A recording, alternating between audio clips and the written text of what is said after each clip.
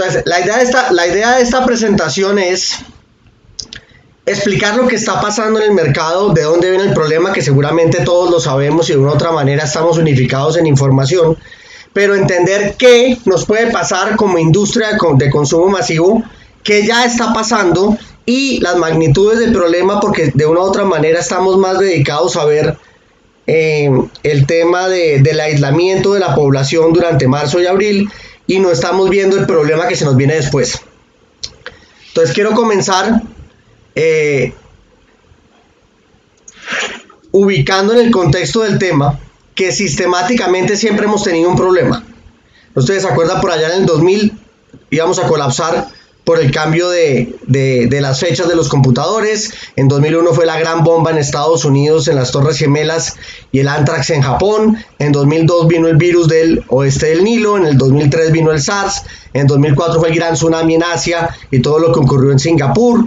En 2005 fue la gripe aviar, en 2006 el cólera, en 2007 la reelección de Putin, que ha cambiado el mundo y se ajusta que le dieron libertad de reelección indefinida hace 15 días, en 2008 la recesión mundial que la conocimos, 2009 gripe porcina, 2010 el derrame de petróleo en el Golfo de México, 2011 la primavera árabe, 2012 todo el mundo estaba pendiente del calendario maya, 2013 Corea del Norte iba a acabar con el mundo, 2014 nos llegó el ébola, 2015 ISIS pone en jaque al mundo con su ataque terrorista, 16 llega el Zika, 17 el Me Too cambia todo lo que entendíamos de mercado, 2018 se dan los grandes récords de temperaturas e incendios en el mundo entero, sin contar lo que pasó en Australia hace poco, 2019 el cambio climático era el eje del tema y ahora estamos en coronavirus. Entonces con esto, y se lo pueden ver ahí por colores, sistemáticamente han habido problemas de terrorismo, ambientales y de virus que de una u otra manera la economía ya sabe sortear. Parte de lo que estamos viviendo del fenómeno que la Organización Mundial del Comercio nos está diciendo de cómo tenemos que actuar es porque los virus anteriores dejaron lecciones. Entonces, si bien parece que en este momento la OMS es la organización más poderosa del mundo, esperamos que eso sea temporal y no que se nos convierta en una cosa que pase siempre. ¿Qué sabemos que están haciendo las economías del mundo? Última información publicada: Italia suspendió pago de hipotecas a los afectados por la enfermedad. España difirió impuestos por unos meses a los afectados por la enfermedad, particularmente impuestos prediales. Tercero, Alemania aumentó y dio liquidez total en los bancos para préstamos a empresas y poder soportar lo que se viene en los próximos 6 meses. Estados Unidos propuso el viernes, eso no estaba aprobado, una rebaja en las cotizaciones del tema de seguro social, salud y pensiones para aligerar el gasto, para aligerar la presión en el gasto de los hogares. Alemania cambió completamente el modelo de horas de trabajo en sus empresas para transformar el juego. Sexto, Estados Unidos en los últimos 15 días ha hecho 2 bajadas de tasas muy importantes. Alguien tiene prendido el micrófono y causa un retorno. Gracias. Séptimo, Colombia, qué pena, quedó mal escrito. Colombia dio liquidez al mercado y cambió las garantías. Básicamente le entregó al mercado el doble de la liquidez que estaba entregando el Banco de la República. Ya informó que no va a quemar reservas, por lo menos por este momento, y dio tranquilidad al mercado de manera importante, cosa que se vio hoy cuando el dólar no tuvo una escalada tan grande como la que algunos estaban prediciendo. Octavo, cerramos colegios y prohibimos la entrada a los extranjeros. Es decir, tanto medidas económicas como políticas se están tomando en todo el mundo, donde Colombia no se queda atrás, pese a que algunos digan que Colombia va tarde o quieran convertir esto en un hecho político, lo cual no debe ser. Entonces, ¿cuáles son los 3 fenómenos que nos preocupan a nosotros? Primero, el de la caída del precio del petróleo, que esto va a desembocar en una devaluación, como lo vamos a ver ahorita. Paso seguido, lo primero que van a hacer los hogares es frenar su compra por internet, mayormente en portales internacionales como Amazon, AliExpress, Alibaba, Rose Hall y este tipo de cosas, que es lo que hemos visto que ha pasado históricamente. Tercero, viene una caída en ventas de bienes durables y comienza el desabastecimiento de importados. Esto no se va a reportar en marzo, esto se va a reportar mayormente en abril, en mayo y de ahí en adelante. ¿Por qué no se reporta ahorita? Que es muy posible que muchos hogares salgan a comprar carro en este momento anticipando el cambio de precios que se va a dar por la devaluación, pasando de 3.100 a 4.000 pesos por dólar, lo que va a hacer que muchas de las categorías de bienes durables tengan unos picos importantes en marzo y en abril, y obviamente esto después se caiga en la medida en que los precios vayan a subir. Y finalmente, que es lo que nos preocupa a nosotros y lo vamos a ver más adelante, es el tema de inflación que se puede empezar a transmitir en Colombia más o menos desde mayo de este año. A nivel de la caída internacional de la bolsa de valores, pues vemos la caída de la bolsa en Colombia, que particularmente hoy tuvo una caída muy fuerte, porque no solo ajustó la caída del día de hoy, sino la caída del viernes, donde la bolsa no pudo correr por unos problemas del sistema que tuvieron. En cuanto al fenómeno de recomendación de estadía en casa, como ya está pasando, vemos una compra anticipada de mercados y medicamentos que tienen al mercado con alguna pequeña sensación de desabastecimiento, que ante lo último que estamos midiendo nosotros en punto de venta, esto no lo estamos viendo, sino en ciertos fenómenos de góndola. Caso particular, me llegó una foto hace poquito de Carrefour Santana, donde ya hay unas góndolas vacías, pero seguramente las van a poder retanquear no solo hoy, sino mañana sin mayor problema. Paso siguiente, viene el aumento de domicilios y consumo online, lo cual va a ser muy interesante, pero va a causar unos retos particulares. Ya Rappi, domicilios.com y otras plataformas de domicilios se están preparando con protocolos de salubridad para sus domiciliarios, porque va a haber un momento en el que tanto a Rappi como a domicilios.com y este tipo de compañías les van a exigir que sean garantes de no ser los que transmiten el virus. Entonces vamos a ver seguramente rapitenderos con guantes, vamos a ver una cantidad de cosas donde se va a transformar el juego, y esto va a ser una oportunidad muy grande para muchas industrias y también un claro cambio de comportamiento tanto de los compradores como de los consumidores. El aumento de consumo online prefiero mencionarlo más tarde, y claramente va a comenzar vía desabastecimiento de inflación en ciertas categorías. Entonces, lo que a nosotros más nos preocupa en este momento no es tanto el aislamiento que estamos teniendo por coronavirus este mes o estos 2 meses, o como defina el gobierno que va a terminar siendo, sino los efectos macroeconómicos detrás de esto. El grueso de la caída del precio del petróleo, aquí está hasta cierre del año pasado, la gráfica no es completa, después la voy a completar, está claramente correlacionado con el crecimiento de China. Si China desacelera su economía, los precios del petróleo se frenan. Entonces, desde más o menos 2, 3 o 4 de diciembre, que comienzan a hallarse los virus en Wuhan, las líneas de producción de China comienzan a frenarse, comienza una menor demanda por petróleo en el mundo, esto frena el precio del petróleo, que desemboca en la gran pelea que muchos de ustedes tienen que haber escuchado entre Arabia y Arabia Saudita para intentar mantener un precio del petróleo alto. El acuerdo no se logra, ambos aumentan producción, tumban los precios del petróleo lo más que pueden, llegando al punto de que hoy estamos cerca de $30 barril, lo cual es una cifra realmente bajita para la historia del precio del petróleo en el mundo, muy cercana a la que estábamos por allá en 2003, haciendo que solo pocos países puedan aguantar producir a $30 barril. Colombia es uno de esos países. Colombia puede producir a más o menos 28 o 30 dólares barril, pero si el precio del petróleo baja más, básicamente no es rentable sacarlo del suelo, porque sacar el barril de petróleo vale cerca de 25 dólares por barril. Entonces le está pasando a muchos países que ya no pueden sacar petróleo, particularmente esta jugada es para intentar quebrar a Estados Unidos, o es lo que se ha dicho en las fuentes oficiales y no oficiales periodísticas, que es para quebrar el tema de fracking en Estados Unidos y que Estados Unidos tenga que comprarle a Arabia y a Rusia otra vez petróleo. Pero lo que hemos visto es que ahí no ha pasado básicamente nada y ninguno de los mercados han reaccionado. ¿Qué le pasó a Colombia? Básicamente que desde la caída del precio del petróleo en el 2014 y la consecuente devaluación, estamos en un déficit comercial muy complicado que nos está causando que de una u otra manera hoy nuestro tipo de cambio esté por encima de lo que debería estar si uno lo pronostica desde esa balanza comercial. Básicamente desde el 2015 estamos en un fenómeno de especulación importante sobre el tipo de cambio, o que la balanza comercial no es la única que está explicando la volatilidad del tipo de cambio que teníamos hasta, digamos, el mundo tranquilo de diciembre del año pasado. Entonces Colombia es un país donde el 15% de su economía se exporta y exportamos se exporta e importamos cerca del 23% de nuestra economía. Lo que significa que si no tuviéramos comercio internacional, lo cual no se debe hacer, esta gráfica que les acabo de mostrar no es cierta, no es válida, simplemente es un juego visual, muestra cómo el problema de esa cantidad de importaciones que tenemos hace que nuestra economía pierda casi un punto completo de crecimiento en este momento. Este tema de las importaciones va a ser muy complicado porque al tipo de cambio que estamos ahorita, de cerca de 4.070 pesos por dólar, claramente va a ajustar el mercado. Entonces, esa balanza comercial en Colombia es negativa, como se ve en la gráfica. La balanza comercial con China es negativa y la gran preocupación que tenemos ahorita es que el 70% de nuestro comercio internacional es China.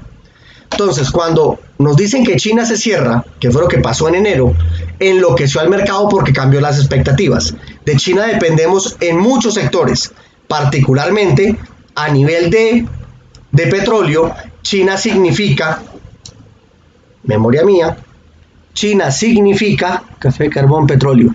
El 28% de nuestras exportaciones de petróleo, el 11% de nuestras exportaciones y de una cantidad de categorías diferentes cosas. Pero también está la otra preocupación. China es el 54% de los aparatos de video e imagen que se mandan a Colombia, televisores, juegos de video, celulares y demás.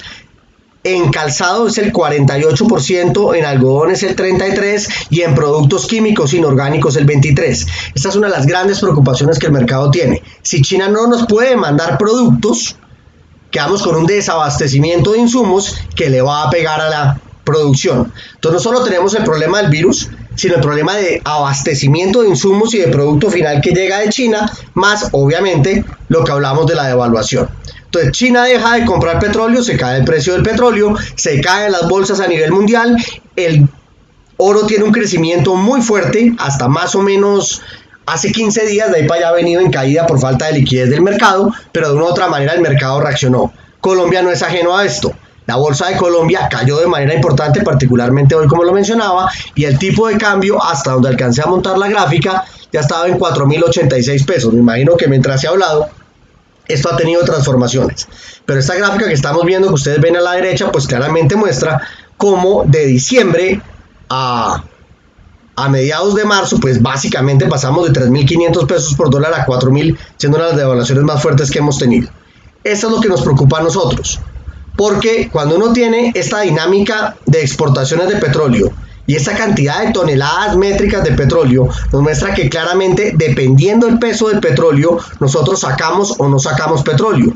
Con un precio bajito de petróleo no sacamos tanto petróleo como el que sacábamos en 2013 o 2014 y eso nos reduce la producción.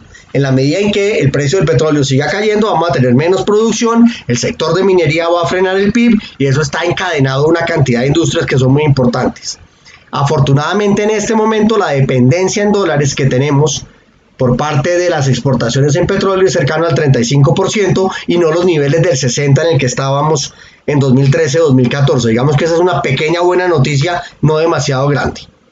La relación entre el peso del petróleo y el tipo de cambio en Colombia, como la pueden ver ustedes en esta gráfica, que seguramente ustedes esto ya lo conocen, es casi que perfecta. En la medida en que el precio del petróleo cae, tenemos una devaluación inmediata.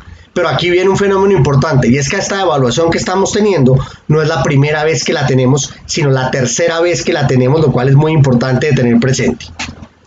A 11:30 de la mañana de hoy, 16 de marzo del 2020, y lo digo de esa manera porque obviamente esto cambia en cualquier momento, la bolsa de México ha caído en un mes un 22%, la moneda de México se ha devaluado un 22% en un mes, la colombiana se ha devaluado un 18%, la uruguaya un 14%, la brasileña un 13%. En el anual, Colombia se ha devaluado un 29% completo, casi que un 30%, a los mismos niveles de Brasil y de Uruguay. A nivel de bolsa, Colombia es la bolsa que en el comparado frente a un mes la que más ha caído y en el comparado anual de hecho es la que más ha caído después de Chile en el total del año en valor bursátil. O sea, tenemos la fortuna, que parece loco lo que estoy diciendo, pero tenemos la fortuna de que nuestra economía rápidamente transmitió el choque de mercado por tipo de cambio y lo está transmitiendo a nivel bursátil y vamos a poder ajustarnos a tiempo para que cuando la gente salga del encierro en el que estamos para evitar el contagio y reducir la propagación, el mercado comience a ajustarse y tengamos curvas positivas. Entonces, este es el cambio del precio del petróleo en el mercado y este es el cambio de dólar. Como lo mencionaba, no es la primera devaluación que tenemos ni la primera caída de petróleo. En el año 2008-2009 tuvimos una caída del petróleo, fue la recesión económica mundial, el mercado se ajustó, el mercado aprendió, tuvimos una cantidad de cosas muy interesantes. Curiosamente, en 2009, en junio se volvieron a juntar los 3 puentes, cosa que nos pasa también este año. Se juntan los 3 puentes en junio, lo cual para el comercio va a ser un reto muy grande porque la gente en teoría iba a hacer vacaciones, pero claramente ese mapa cambió con el fenómeno de la enfermedad. Tuvimos otra devaluación muy importante en enero del 2015 que siguió pronunciada hasta más o menos 2016, que fue la gran caída del tipo de cambio por la caída del precio del petróleo, y ahorita estamos viendo una nueva devaluación. Estos datos no están actualizados porque no está el cierre del mes, pero claramente nos muestra que estamos en una devaluación importante. ¿Qué fortuna nos da esto? Que el comprador ya ha vivido estas devaluaciones. Entonces, este es el crecimiento de la inflación en Colombia. En 2008 tuvimos una inflación previa a la caída financiera de los Estados Unidos, causada principalmente por un fenómeno del Niño que se dio en ese momento, donde pasamos de una inflación cercana al 3,5 a cerca del 6%. Después la inflación se normalizó, estuvo cerca del 3 y vuelve en crece en 2015-2016, a que en junio del 2016 llega a su punto más alto con el 9% de inflación, causado no solo por la devaluación, sino por el fenómeno del Niño y el famoso paro camionero que todos vivimos. Cuando uno revisa esa caída, ese aumento de la inflación, tiene una relación muy directa con la dinámica del gasto de los hogares. Cuando tuvimos la inflación del 2008, el gasto de los hogares se cayó. Cuando tuvimos la inflación de 2016, el gasto de los hogares se cayó. Pero si uno le pone esto encima, el tipo de cambio, nos damos cuenta que solo para el caso particular de 2015-2016, el tipo de cambio ayudó a frenar el gasto de los hogares y ayudó a aumentar la inflación, pero se demoró casi un año en transmitir el efecto. ¿Qué productos transmiten el efecto en esa devaluación hacia inflación? Uno, alimentos que importamos directamente, como puede ser el trigo, el arroz, las leguminosas, que de entrada van a subir de precio y van a afectar el mercado. Segundo, elementos que son insumos. Caso particular, como lo mencionaba antes, el trigo, que eso tiene que ver con pastas, tiene que ver con pan, tiene que ver con una cantidad de elementos que son fundamentales.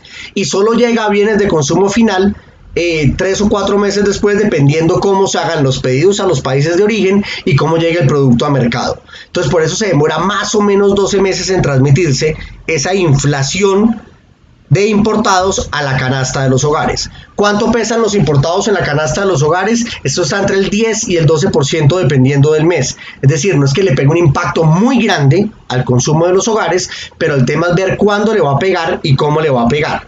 Porque cuando uno revisa el gasto de los hogares, no de las personas, sino por hogar, en los últimos años, en febrero del 2005 los hogares compraban cerca de 235 cosas al mes. A cierre de febrero del 20, los hogares estaban comprando 445 cosas al mes. Si uno a esto le pone el tipo de cambio encima, parecería que no hay un efecto demasiado grande sobre el tipo de cambio, sino sobre la inflación. Lo que pasa con el tipo de cambio o 2 pesos por dólar es que causan un efecto de sensación negativa de la economía, como lo voy a mostrar más adelante. Entonces, dicho esto, ¿qué le pasó al gasto de los hogares en los últimos años? El crecimiento del gasto per cápita fue muy bueno. Esta gráfica está montada para noviembre de 15, creo que ya la he mostrado en varias instancias con ustedes, pero simplemente siento relevante volver a ponerla acá. Al calcular los per cápita se ve que hemos aumentado al año pasado un crecimiento del 7% frente a 2015, pero si lo corregimos por la migración venezolana, que obviamente afecta al mercado, el aumento no fue del 7% sino del 5%. Esto viene de la crisis económica mundial, como lo mencionaba antes, y de todos los cambios que tuvimos en 2014, 15, 16 y 17 que frenaron el gasto de los hogares de manera importante. ¿Qué fortuna tenemos? Pasamos de 5 años de recuperación a 4 años de recuperación en esa crisis, pero nos dejó una historia que ustedes conocen mucho mejor que yo. Hasta más o menos el 2009 teníamos un comprador básico, un aprendiz, compraba productos básicos en canal tradicional. Después pasamos a comprar en canal moderno, consumidores premium mucho más fuertes, nos creíamos caídos del cielo, básicamente Colombia era un suburbio de Miami y la gente estaba feliz. Cuando se ajusta por los precios del petróleo, el IVA y la inflación, el mercado, nace el ecosistema de precios bajos que permite al comprador seguir comprando y adecuarse al mercado, lo que causa no solo la llegada de nuevas formas de comercio a Colombia, que no solo es en gran consumo, sino también en aerolíneas, en restaurantes, en casi todas las categorías, sino que llegan nuevas marcas al mercado, permitiendo que cuando comienza la recuperación en 18 y 19, el comprador que tenemos es un comprador mucho más híbrido. Compra más marcas, más productos, más categorías y en más canales. Porque en 2019 no estaban las patinetas, que en 2017 no estaban las patinetas que la gente está usando en 2019, en noviembre del 15 no estaba Uber, y así sucesivamente. Cada vez hay más categorías de gasto que presionan la dinámica del bolsillo de los hogares. Entonces, lo que nosotros vemos es que de cada 100 pesos que un hogar se gasta al mes, a datos de febrero, perdón que la gráfica dice enero, pero es un tema de Excel y lo que alcanzamos a montar en este carrerón, cerca del 66% del gasto de los hogares en Colombia es de consumo en casa. O sea, de cada 100 pesos que un hogar se gasta, 66 pesos se van a productos que van a gastar en su casa siempre. Cerca de 19 pesos se van a gasto frecuente mensual, pero que se come por fuera de la casa. ¿Qué es esto? Aquí están los taxis, aquí está el transporte, aquí están las comidas por fuera de la casa, aquí están las gaseosas, aquí están los snacks en tienda de barrio. Hay dos tipos de canastas que se rompen, el frecuente en casa y el frecuente por fuera de la casa. Y hay una tercera canasta que son los no frecuentes, donde está el tema de ropa, donde está el tema de vehículos, o sea, comprar carro, comprar moto, el tema de viajes y una cantidad de servicios como cine, loterías, asistir a eventos que claramente cada vez pesan menos dentro del bolsillo. Entonces ve uno que en dinero el grueso del gasto está en comidas en la casa, pero si le quita uno el efecto inflación, ese gasto en casa se mantiene en 66, el número que sea, más o menos igual desde el 2013 sin grandes diferencias. Los gastos por fuera de la casa también viene cayendo sistemáticamente, pero el gasto no frecuente por fuera de la casa es el que ha crecido sistemáticamente dentro del bolsillo de los hogares, lo que se refiere a movilidad, lo que se refiere a entretenimiento, lo que se refiere a tecnología y todo lo que está cambiando. Entonces, si en este momento se nos viene un choque grande, es la categoría de canasta no frecuente la que más va a recibir el golpe. La que segundo recibe el golpe es la de consumo fuera de la casa, particularmente con las compras en tienda de barrio, las empanadas, las gaseosas, los restaurantes, las comidas rápidas, algo de transporte donde el consumo de gasolina se va a frenar en el mercado y así sistemáticamente los hogares van a ajustar su bolsillo, causando un fenómeno particular. Entonces rompamos esto en tres situaciones distintas. Si las cosas siguen como van, va a haber un mayor gasto en medicamentos, que lo estamos viendo, ustedes lo están reportando, Nielsen lo ha reportado y creo que hay una evidencia que es completamente clara de lo que está pasando. Aseo personal y del hogar es la segunda línea que más está creciendo en este momento a nivel de gasto de los hogares. Unida a domicilios y comida no perecedera. Cada vez más estamos viendo gente tomando la decisión de no solo comprar leche para este momento, sino comprar leche en polvo, porque entienden que la leche tiene una fecha de vencimiento. Esto va a empezar a pasar en otras categorías y por lo que hemos logrado interpretar en 15 días de análisis de mercado es que aquí hay una oportunidad grande, pero también va a haber una demanda que va a pegar ahí duro. ¿Dónde vemos que se va a caer el mercado de manera importante? Insisto, en comidas por fuera del hogar, desde gaseosas hasta empanadas, incluyendo restaurantes no solo de comida rápida, sino restaurantes a manteles. El tema de entretenimiento va a salir muy golpeado, el tema de turismo, cine y eventos, que los tres ya tienen regulaciones. Cine no necesitó regulación, Cine Colombia anticipó la norma y dijo cierro los múltiplex y evito que esto pase. Se nos viene un problema en transporte donde la gente va a mover menos el carro, va a consumir menos gasolina, menos buses, menos taxis, se van a caer las ventas de carros y de motos, pero insistimos, esto no va a ser en el primero o el segundo mes porque los bienes durables van a tener un comportamiento adicional. Y finalmente viene la caída en la compra de ropa, útiles escolares y licores y este tipo de bienes semidurables que no son tan relevantes, como las revistas, los periódicos, los libros y cosas de estas, donde la gente no va a salir al comercio a comprar a menos de que haya alguien que les compre. Pero en la mitad hemos descubierto un fenómeno que no sabemos si ustedes tienen presente, pero se nos hace muy importante de comentar. El primero es que va a haber una mayor demanda por internet. Los hogares, al quedarse en su casa, donde cerca del 70% de los hogares en Colombia tienen servicio de internet en su casa, y mayormente en las ciudades, vamos a tener una mayor demanda por internet, lo cual va a hacer que las redes estén más lentas y continuamente puede que se caigan. Este exceso de demanda va a transformar no solo el consumo de internet, sino que vamos a tener problemas en la calidad de ese servicio. Lo mismo va a ocurrir con el streaming. Yo no sé si Netflix está preparado para que el mundo entero que se está quedando en la casa se ponga a ver Netflix. Yo no sé si los satélites de DirecTV están preparados para soportar que todo el mundo tenga aprendido DirecTV. Digamos que hay una ignorancia por parte de Radar en mundo tecnología, pero pensamos que es un tema que hay que tener presente porque seguramente vamos a tener problemas de demanda. El mayor gasto en servicios públicos va a ser un agente fundamental del juego. Si la gente se queda en la casa, va a consumir más agua, más luz y más gas, y eso va a pegar en el bolsillo de los hogares. El agua seguramente se demora 2 meses en reportar esa información, pero gas y energía rápidamente va a informar esto. Si bien no pesa mucho en el bolsillo de los hogares, tan pronto el recibo llegue más alto, para los hogares va a ser un susto, va a ser un problema y van a tomar decisiones de gasto sobre eso. Y finalmente va a haber un mayor uso del celular y del computador, lo cual no solo tiene que ver con la señal de celular, que es lo mismo que cualquier streaming o internet. Vamos a tener problemas posiblemente en el servicio de telefonía celular y datos, sino que el mayor uso del computador y celular va a hacer que la gente esté más vinculada a estos aparatos, los usen más y seguramente tengan cada vez más problemas con el uso de ese producto, o que se dé el fenómeno de compra del producto. Lo vemos muy escaso, pero puede pasar.